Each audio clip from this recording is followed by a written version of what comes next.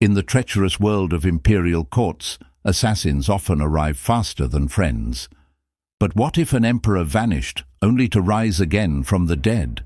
No, this isn't a fantasy novel. This is real history. In the shadowy corridors of the Byzantine Empire, one ruler lost his throne, his nose, and supposedly his life. But then, years later, he came back. This is the unbelievable story of Justinian II, the emperor who defied execution, reclaimed power like a ghost from the grave, and left the world wondering if he'd done it all over again. And believe it or not, he wasn't the only one. What happens when a teenage emperor gains absolute power and no one can stop him? Justinian II ascended the throne of Byzantium in 685 CE. He was just 16 years old, bursting with ambition and absolutely ruthless. He wasn't content with simply ruling. He was determined to reshape the entire empire in his own image, no matter the cost.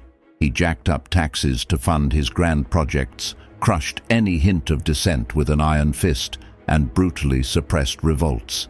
It didn't take long for him to make enemies. The elites hated his arrogance.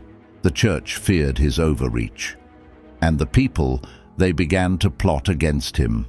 By 695, the simmering resentment exploded into a full-blown coup. He was overthrown and publicly mutilated. In a symbolic act meant to ensure he could never rule again, his nose was cut off. He was then exiled to the distant, desolate land of Cherson, near modern-day Crimea. That should have been the end of his story. But for a man like Justinian, it was only the beginning of a new, terrifying chapter. They thought he was finished, broken, forgotten. But behind the scenes, in the harsh wilderness of exile, Justinian was just getting started. While he put on a show of humility for his captors, he was secretly biding his time, plotting his revenge. He started forming secret alliances with the traditional enemies of the empire, the powerful Khazars, the fierce Bulgars, even rogue Byzantine generals who saw an opportunity.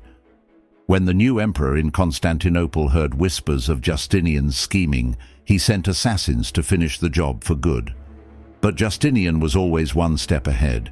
He made a daring escape across the Black Sea. Depending on which account you read, he either hid in the stinking hold of a cargo ship or disguised himself as a simple peasant, melting into the crowd.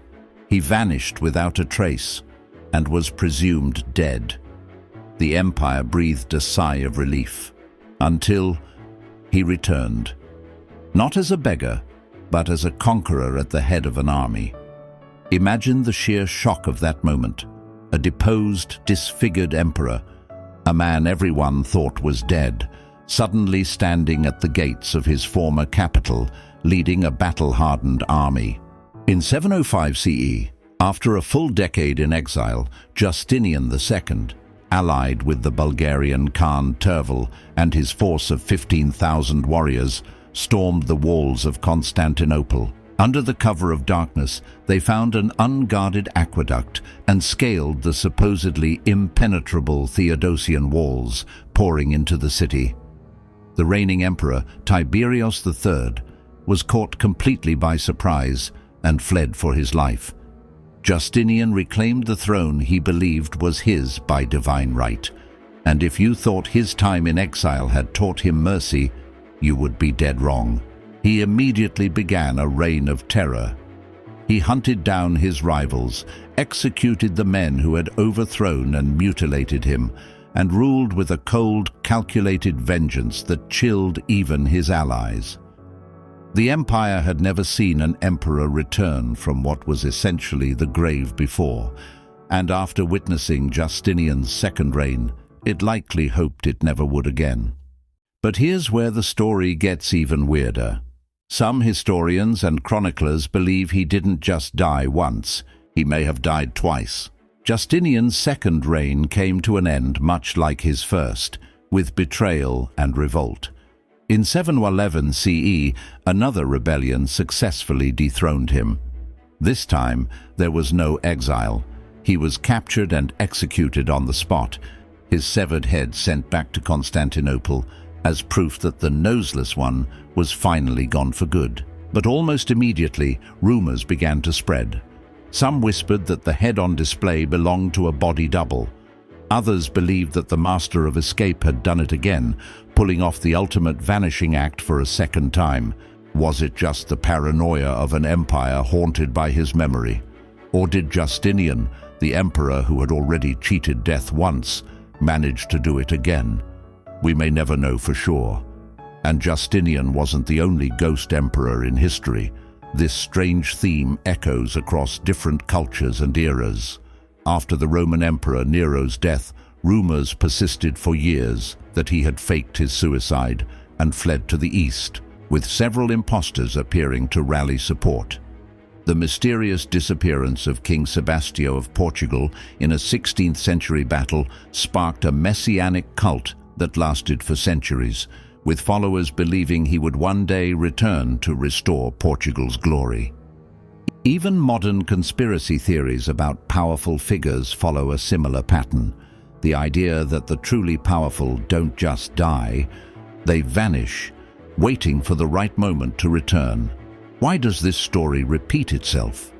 Because the idea that a leader can escape death, that they are somehow more than human, taps into a primal fear and fascination. And no one in history embodied that terrifying legend more than Justinian II. So was Justinian II a visionary survivor, a man of incredible resilience who refused to be broken? Or was he just a brutal tyrant with 9 lives, fueled by nothing more than pure vengeance? One thing is for sure, history tried to bury him, but it just couldn't keep him dead. Thanks for watching. If forgotten emperors and the hidden chapters of history fascinate you, make sure to subscribe, like this video, and ring that notification bell. We release new tales from the shadows every week. Do you have a theory about Justinian's final end? Or know of another ruler who supposedly rose from the dead? Drop it in the comments below. Until next time, keep questioning the history you think you know.